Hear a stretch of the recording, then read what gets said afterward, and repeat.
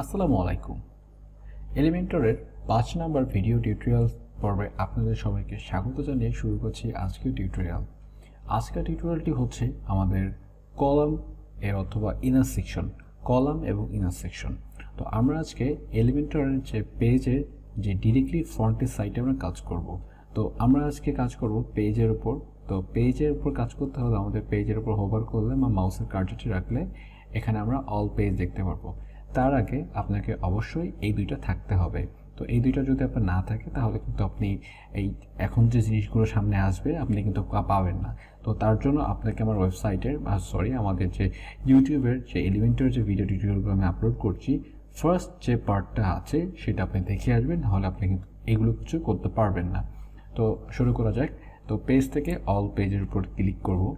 করার পর হচ্ছে আমরা হোম পেজটা আমরা গত পর্বে তৈরি করেছি, আমাদের পেজ তৈরি করার পার্ট এবং পেজ তৈরি করার বিষয়গুলো আলোচনা করেছি।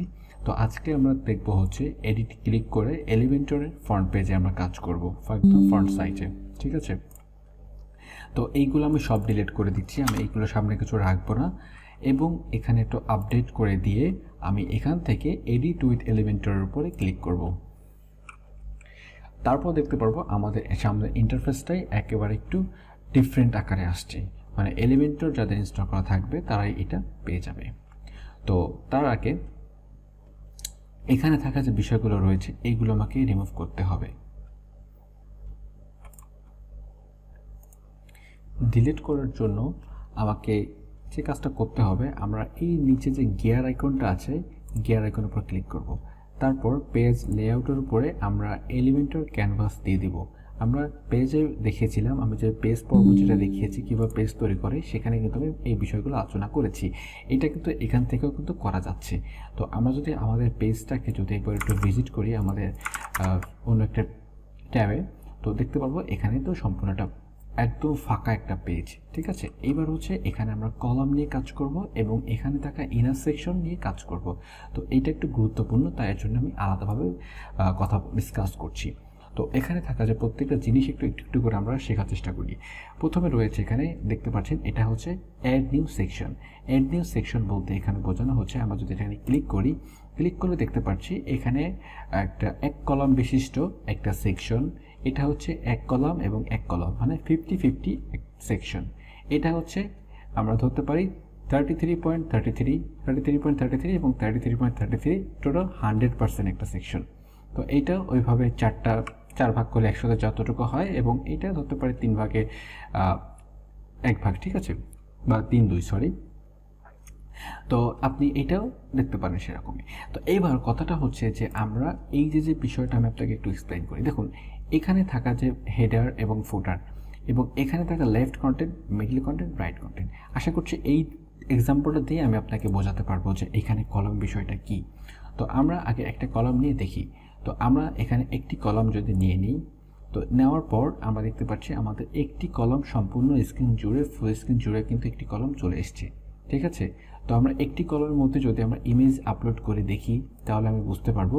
তো এখানে থাকা ইমেজে উইজেট, আমি প্রথমে যেহেতু এখানে ইনার সেকশন উইজেট এগুলো নিয়ে কথা বলছি, তার মানে এইগুলো বিষয়টা কি সেটাও আমি আপনাকে একটু জানাই।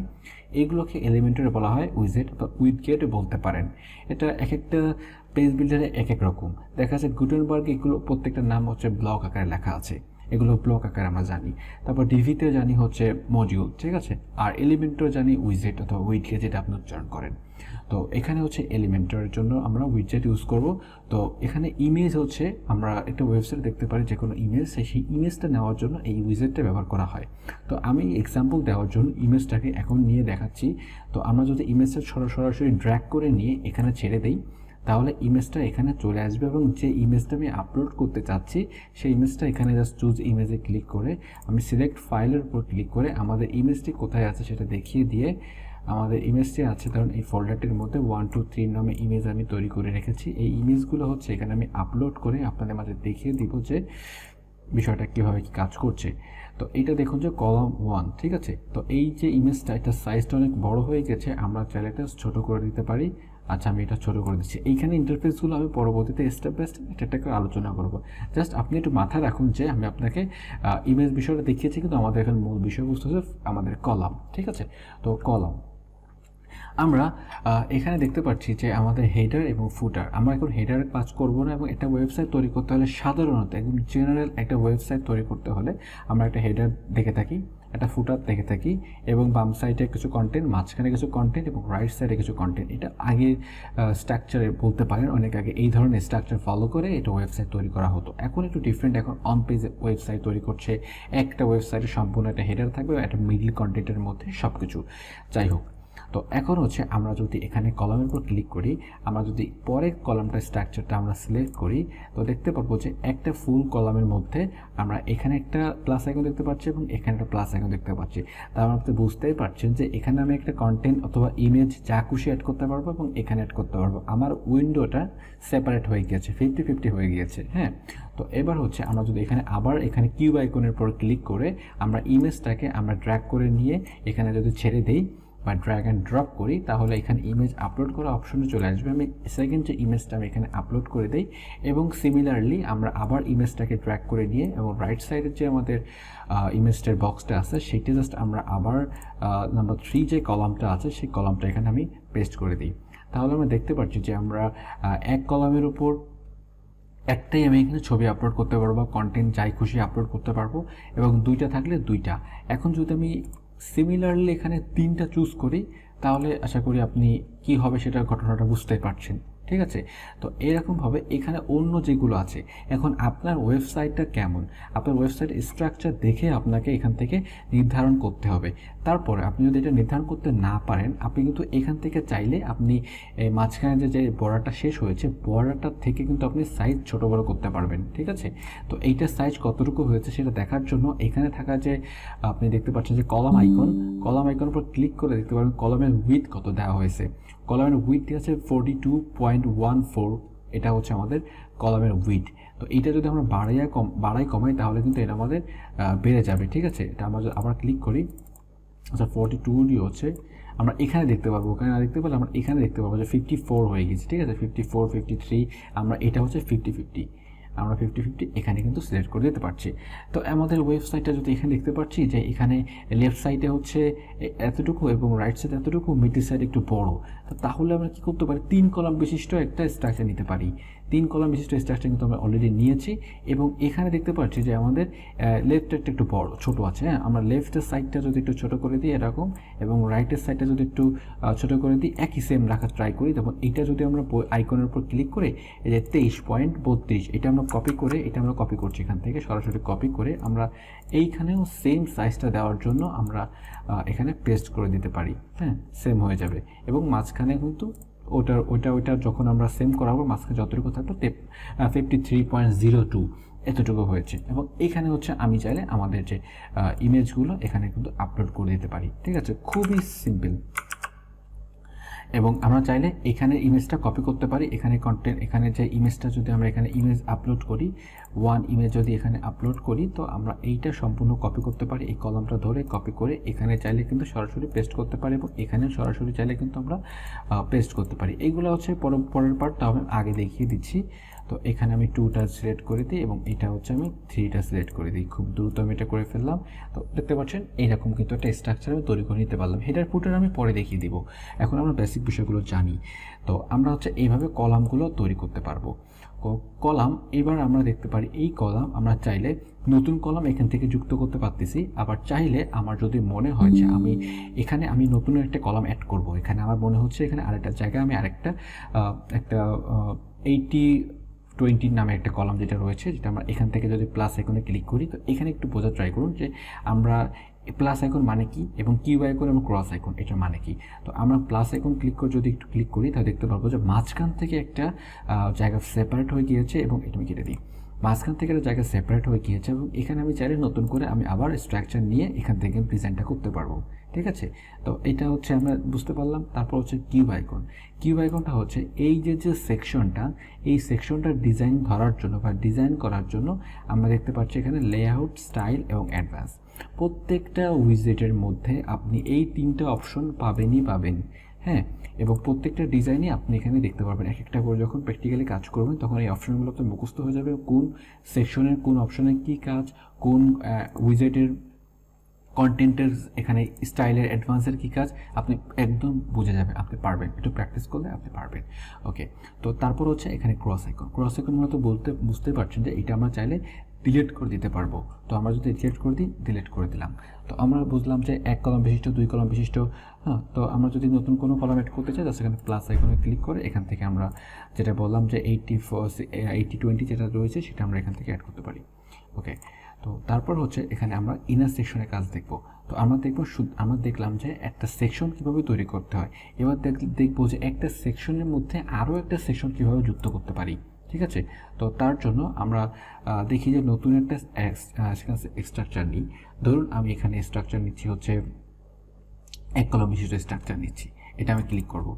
ক্লিক করলে দেখতে পাচ্ছি যে এইটা কিন্তু 1 কলামের স্ট্রাকচার। এখানে কিন্তু আর কোনো আমি স্ট্রাকচার নিতে পারতেছি না এর ভিতরে, কিন্তু আমি চাচ্ছি এই স্ট্রাকচারের মধ্যে আমি আরও 2টা 3টা যত খুশি আমি এখানে স্ট্রাকচার না, যত খুশি না 12টা পরে নাও যেতে পারে।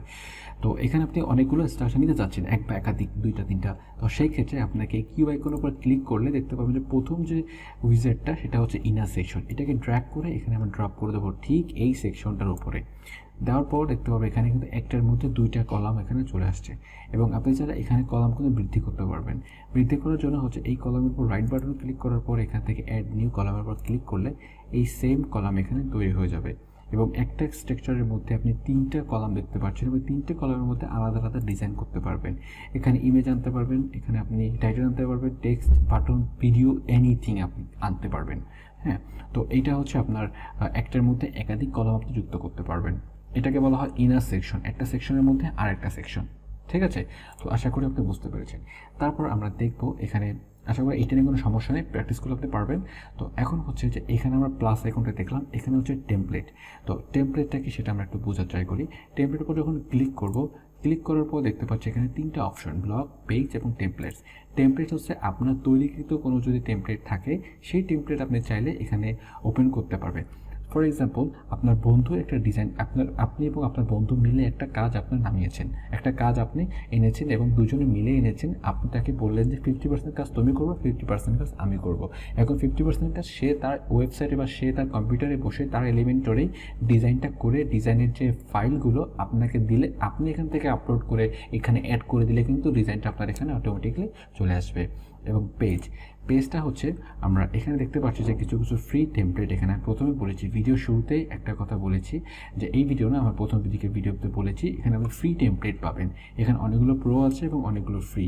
যেগুলো ফ্রি আছে সেগুলো আপনি ইউজ করবেন না, আপনি প্র্যাকটিসের পারপাসে অবশ্যই এই ডিজাইনগুলো আপনি হাতে হাতে করবেন, মানে একদম মানে কপি পেস্ট যাকে বলা হয়, তো এইটা আপনি করবেন না। ঠিক আছে, তার ব্লগসের মধ্যেও এখানে কিছু ডিজাইন রয়েছে, সেগুলো আপনাকে সব কিছু প্রো, এবং এগুলো আপনাকে পারচেস করে নিতে হবে। যদি আপনার পারচেস করার এলিমেন্টটা থাকে তাহলে অবশ্যই এগুলো ইউজ করতে পারবেন।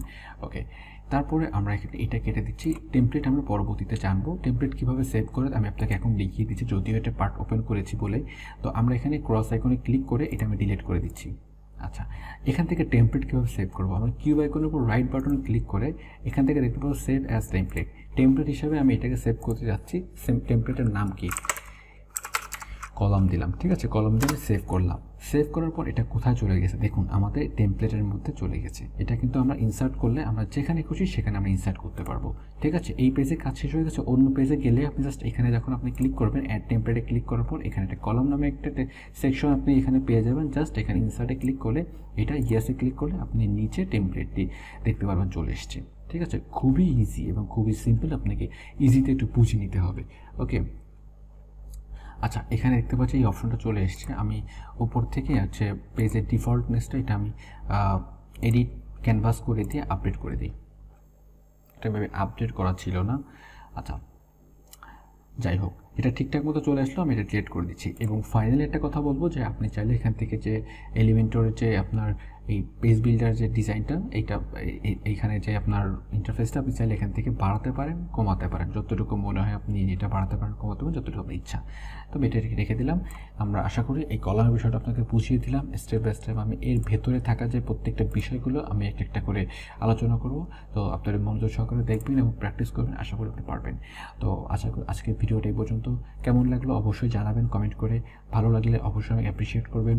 আর আপনি যদি আমার চ্যানেলে নতুন হয়ে থাকেন অবশ্যই সাবস্ক্রাইব করে রাখবেন যেন পরবর্তীতে এই ধরনের ভিডিওগুলো এই ভিডিওর নেক্সট পার্ট আসলে আপনি নোটিফিকেশনে চলে আসে এবং যখন খুশি দেখে নিতে পারেন। অন্তত আপনি প্রতিদিন আপডেট থাকতে পারেন আমি ভিডিওগুলো আপলোড করছি এবং আপনাকে নোটিস করছি। তো আশা করি বুঝতে পেরেছেন। ভিডিওটি পর্যন্ত, পরবর্তী ভিডিওটি দেখার জন্য আমন্ত্রণ রইল। সে পর্যন্ত স্টে সেফ। আসসালামু আলাইকুম রহমতুল্লাহ।